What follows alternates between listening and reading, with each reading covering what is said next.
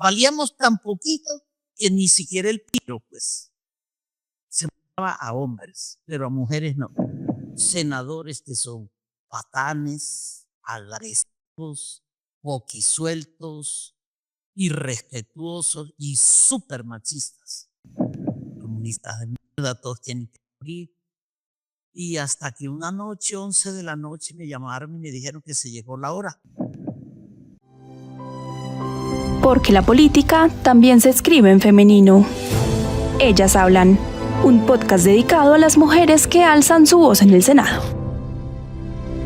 Bueno, bienvenidos a un episodio de Ellas Hablan, el podcast del Senado de la República donde hablamos con las senadoras, y en esta oportunidad tenemos de invitada a la senadora Imelda Daza Cotes. Senadora, bienvenida. Muchísimas gracias, me parece muy interesante. Bueno, vamos a empezar un poquito con su historia. Cuéntenos usted cómo llega a la política. No lo recuerdo bien porque fue un trance lento, más bien. Puedo decir que me comprometí anímicamente con la política el 19 de abril de 1970 aquí en Bogotá, cuando hubo elecciones. El resultado hasta las 5 de la tarde de ese domingo decía que el ganador era la Napo, Gustavo Rojas Pinilla. El presidente Lleras nos mandó a dormir a las 7 de la noche y al día siguiente los boletines de la registraduría que se habían suspendido dijeron que el presidente era Misael Pastrana Borrego, su peor contrincante durante el gobierno. Y ese día sentí yo, como dicen algunos, una especie de llamado, como que algo me dijo: esto es lo que hay que corregir en Colombia. Estos fraudes electorales no se pueden repetir. Así no funciona la democracia. Además, me dolía mucho el tema agrario porque era a lo que yo más interés le había puesto siempre en la universidad. Y vi que fracasaba rotundamente porque Pastrana había prometido acerterizar la reforma agraria. Y así fue. Entonces yo señalo ese día como el día en que me desperté al compromiso con la política. Senadora, y cuéntenos quién es Imelda Daza Cotes. Imelda Daza Cotes es una vallenata con un arraigo profundo a su hábitat natural, que es la Guajira y el Cesar y el Magdalena. Cuando yo nací era el Magdalena, claro.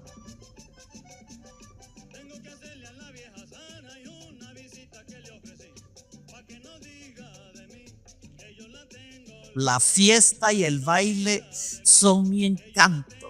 El vallenato no falta. No falta. Yo soy muy parrandera, canto vallenatos con gusto. Si me dejan una guacharaca soy capaz de tocarla, una caja tapín, nunca me le he medido al acordeón, aunque mi papá sí tocaba acordeón.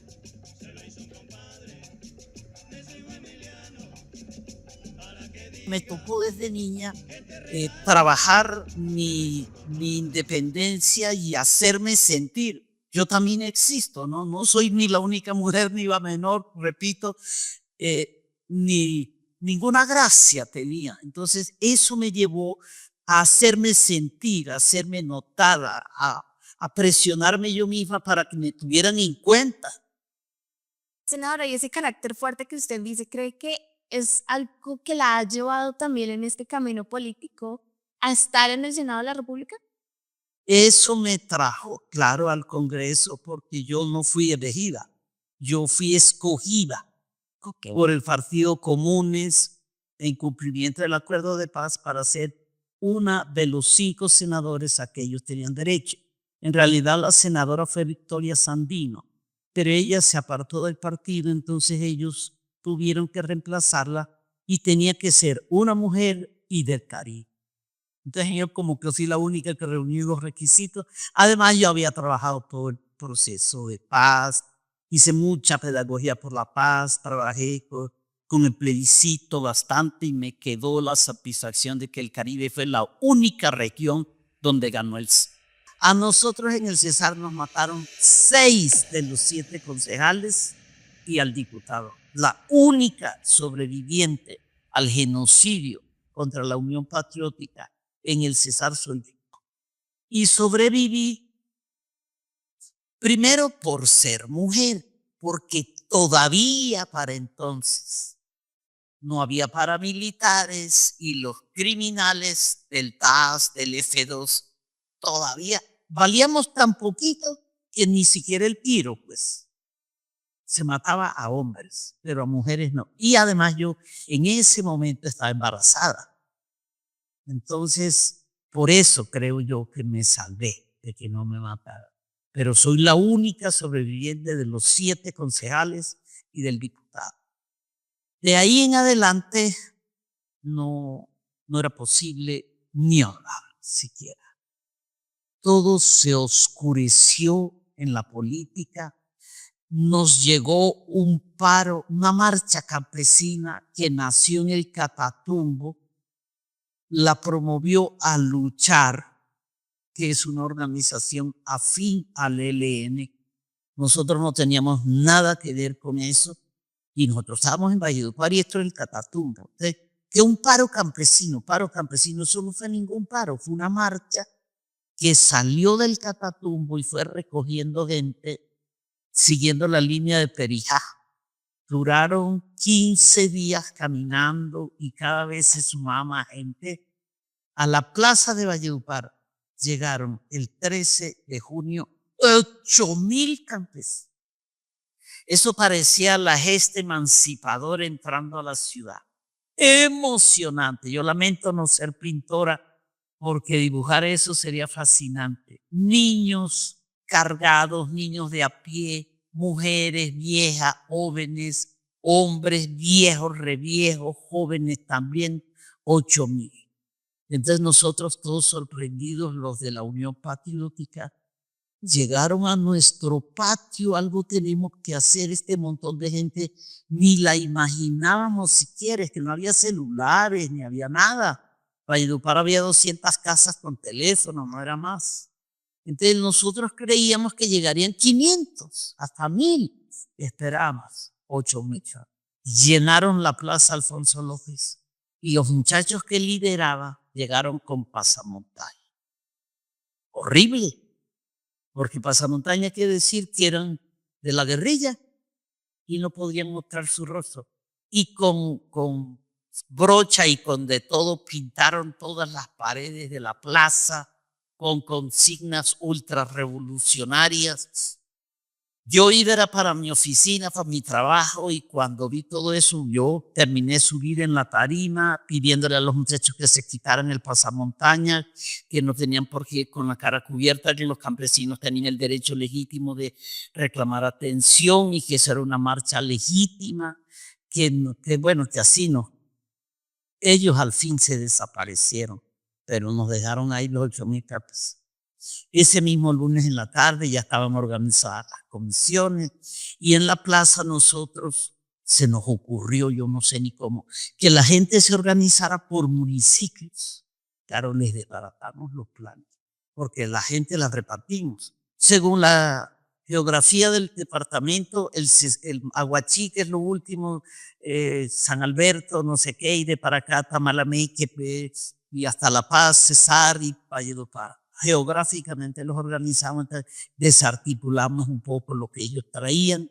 Sí se sentía en la ciudad como tensa y empezaron a decirnos, esta toma guerrillera les va a salir cara. Y mandaban papelitos por debajo de la puerta de las casas de nosotros. Ustedes tienen que rendir cuentas de esta toma guerrillera. La toma guerrillera, y todavía se habla así, que eso fue una toma guerrillera. El ejército puso tanquetas en cada esquina, a la gente para entrar y salir tenía que mostrar la cédula. Bueno, a la semana siguiente en esa tensión dijimos, vamos a invitar a la clase política para contarles qué pasó aquí, cómo Unión Patriótica no tuvo nada que ver en esta marcha campesina. Nos llegó la gente y la atendimos porque este era nuestro patio. Llegaron a la reunión y no nos dejaron ni hablar. Salimos de esa reunión que fue en la mañana a la sede de la Unión Patriótica. Bueno, ¿qué hacemos? Yo propuse de primera, replegado. Hay que irse de Valledupar. Yo tenía 5 meses de embarazo y 2 niños pequeñitos. tenemos que irnos de aquí los que hemos figurado. Y yo hablé con mi suplente, le dije, yo dejo el consejo, tú te haces cargo ahí, porque yo había sido elegido también concejal de la Unión Patriótica.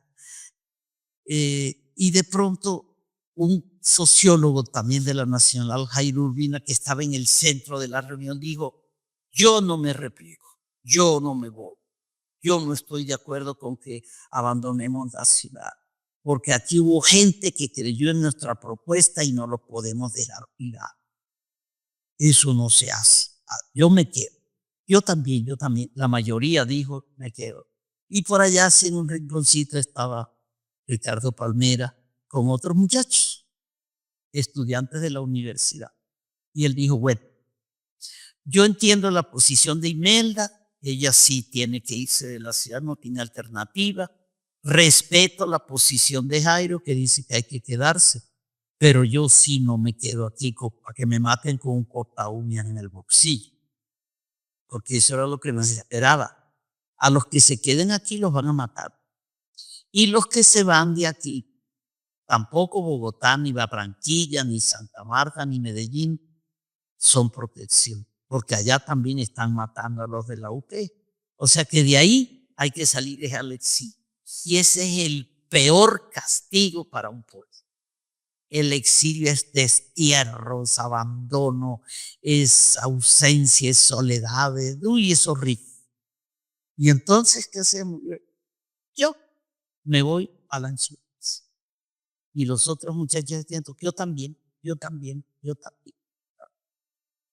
Es claro que la violencia engendra más violencia, porque ahí la FARC se ganó 6 guerrilleros más a causa de lo que nos estaban haciendo como Unión Patriótica.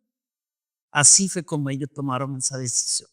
Los que nos fuimos para el exilio, porque yo me fui primero y jaloneé un montón de gente, 49 compañeros llegaron a ser exiliados. Todos sobrevivimos. Se han muerto 2 viejos líderes, pero de corazón.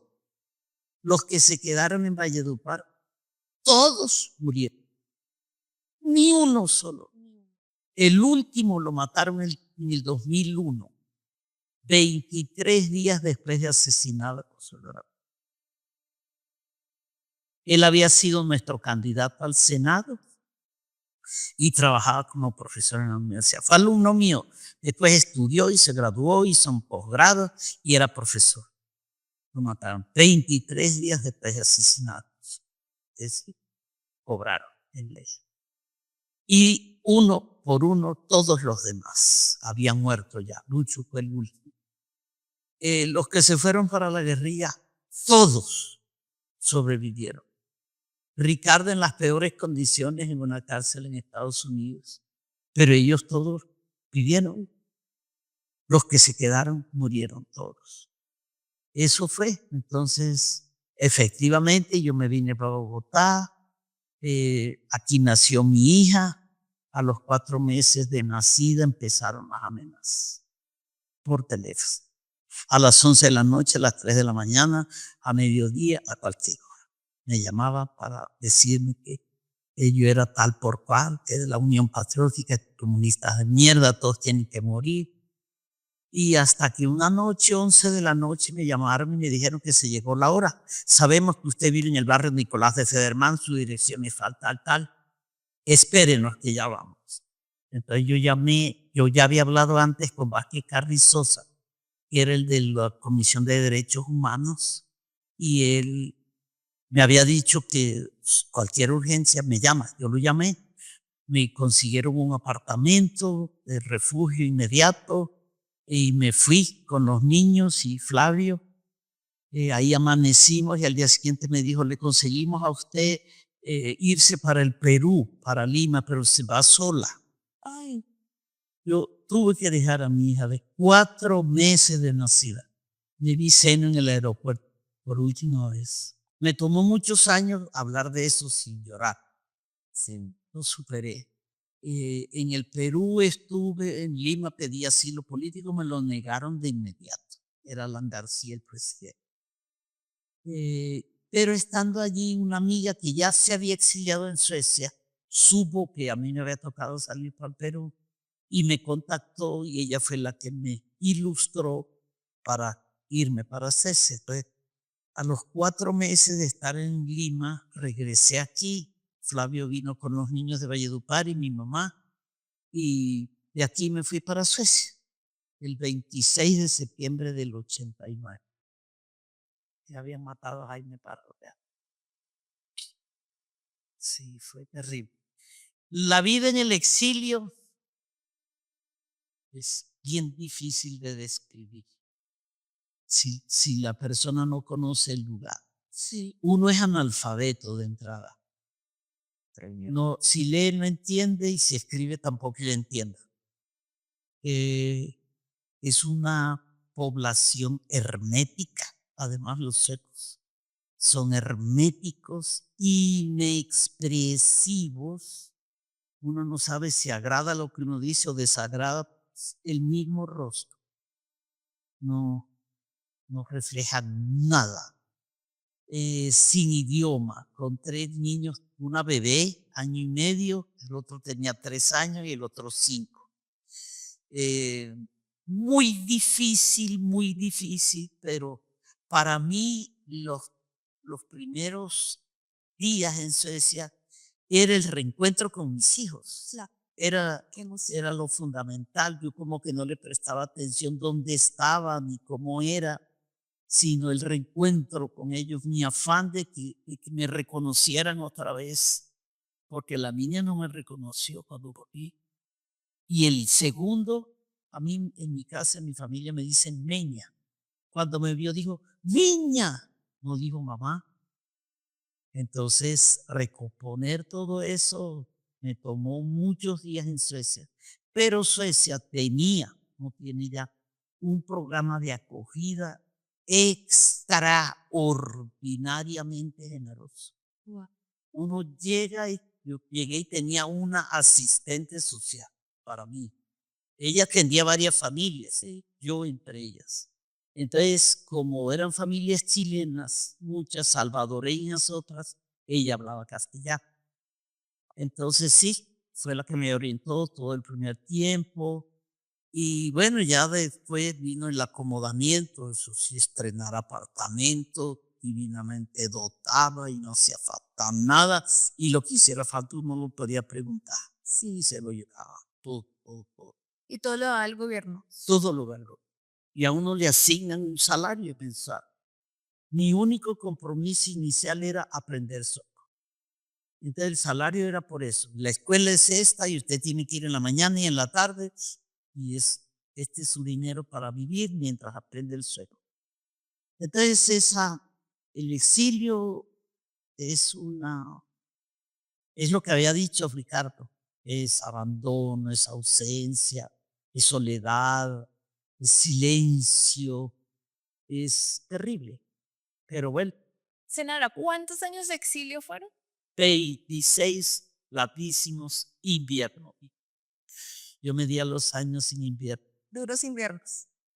Siempre durante esos 26 años soñé todos los días con el retorno. Yo en el invierno, pues Flavio y yo hacíamos unas soberanas parrandas. Sí, aprendimos a hacer parrandas vallenatas. Él es opita, ni siquiera es vallenata. Pero hacíamos parrandas vallenatas. Yo soy muy alegre. Entonces ya, pues después yo dije, aquí tengo que vivir no sé cuánto tiempo y tengo que garantizarle a mis hijos un ambiente sano, agradable, para que ellos crezcan bien. Sí, lo logramos. Adaptarse a poco. Y logré además que ellos aprendieran castellano, así eso sí fue con rabia, porque no quería. No quería. Claro, la niña no hablaba nada cuando llegó. A ella le tocó aprender inglés, sueco y español al mismo tiempo. Y ningún problema. Senadora, ¿y cómo fue el regreso? El regreso fue casual. Hubo una víctima de la UP de Becerril a quien no le quisieron reconocer su condición de víctima cuando se empezó a aplicar la ley. Entonces yo supe de eso en Suecia y me enfurecí. Y escribí una columna y se la mandé a cuantos periodistas conocía diciendo, unidad de víctimas revictimiza a una víctima de la UP. Armé un escándalo de la Madonna, la que ahora es defensora del pueblo, Iris Marín era la subdirectora de la unidad de víctimas. A ella le llegó mi denuncia. Inmediatamente dijo, esto no puede ser. Que a una víctima de la Unión Patriótica le nieguen el reconocimiento. Me llamó, nos contactamos y fue a Becerril, habló con la familia y con la señora, le dieron la reconocieron como víctima, entonces ella dieron. Yo tenía 1 año de estar sufriendo por eso, escondida en mi casa, asustada, porque se la negaron, que dije, porque su marido, como era concejal de la UP, y la UP había sido un partido creado por la guerrilla, ergo, ella también era guerrillera y él también. Y por eso lo había matado. Entonces no podía ser reconocida como víctima. Entonces ella dijo que como había producido tanto impacto, ellos pedían un acto de desagravio. Y Iris Marín les dijo, sí, claro, lo hacemos. Pero es que nosotros para ese acto de desagravio además pedimos que esté aquí Imelda Daza, la concejal de la UP, porque ella fue la que hizo toda la denuncia. Y entonces Iris dijo, sí, no hay problema. Y se consiguió con Diaconía los tiquetes y entonces le invitaron al acto de desagravio. No lo habían organizado. Yo llegué aquí a Bogotá, ella me recibió muy bien y convinimos cómo se iba a hacer el acto y que entonces yo me fuera para Valledupar y organizara todo. Y cuando llego a Valledupar, la gente de la Unión Patriótica, yo la llamo para contarle a qué había venido. Y yo, pero es que usted llegó en el mejor momento porque estamos en campaña electoral y no tenemos candidatos para la gobernación. Usted es la candidata a la gobernación. Y yo, pero yo vine con un tiquete de 20 días. No, ese tiquete se pierde. Yo no traje ni ropa, yo traje una maletica de mano. No, eso es lo de menos. Usted tiene aquí familia, que le den ropa. Así me quedé. Senadora, ¿y usted como mujer qué retos ve que puede enfrentar una senadora en el Congreso de Colombia? Mira, los rasgos machistas de esta sociedad patriarcal se manifiestan con demasiada frecuencia. Con senadores que son patanes, agresivos, poquisueltos, irrespetuosos y súper machistas. Pero uno los ve que cuando discuten con un hombre, algo moderan, ¿no? Cuando discuten con una mujer, se zafan. Sí, Sí. y no tienen mucho cuidado para insultar a una mujer, para agredirla, para rebatirla, con más agresividad que cuando enfrentan a un hombre. Eso es notorio. Todavía uno observa en ellos ese sentimiento machista de que ninguna mujer puede desempeñarse igual que ellos. Menoscaban, desvirtúan y ofenden con mucha más facilidad a una mujer que a otro hombre. Senadora, ¿y cree usted que en este país hace falta una presidente mujer? Yo no creo que haga falta, pero sí es hora de que una mujer gobierne en Colombia. Sí me parece importantísimo. Las mujeres son buenas líderes. Somos más cuidadosas, creo yo, más ordenadas. Nos caben más cosas en la cabeza. Nosotras somos capaces de hacer 5 cosas al mismo tiempo. Los señores, una solita y Sí, cuidado. Sí. es cierto. Sí, nunca encuentran nada en ninguna parte. No está al frente de tu nariz, no lo ve. Nosotras encontramos todo en todas partes. Tenemos un sentido de la organización mucho más desarrollado que ellos. Yo pienso que una mujer de presidente es mucho más recia que cualquier hombre, porque el cuento de que ellos mandan, quién sabe dónde, porque en la casa no, eso no es cierto. Que ellos mandan, mandamos las mujeres porque si no, no funcionaría. Somos capaces de controlar al hijo que tiene un carácter, al otro que tiene otro carácter. Entonces, eso se necesita, eso le hace falta a Petro. A Petro le hace falta ser mujer para tener esa capacidad de controlar aquí, controlar allá. Porque hay ministros con los que no habla durante 1 mes. Eso no le pasaría a una mujer. Senadora, muchísimas gracias por estar en este espacio. Esperamos que, bueno, termine ahorita este cuatrenio muy bien y que todas sus iniciativas pues sean aprobadas y sean discutidas con argumentos en el Senado. Si yo termino mi activismo político con Con eso. con el Senado. Después quiero volver a la Docex, en Valladolid. Sí, en Valledupar. Sí, me aburrí de viajar, del activismo en sí. Ujú. Ya está bueno. Bueno, Entonces ahora una cosa más reposada, más. y en la Pero el compromiso con el país, guau, guau, a fondo, es profundo. Sí, yo no sé hacer nada más sino eso. Pensar en Colombia, pensar en nuestros problemas y pensar en que la paz es posible.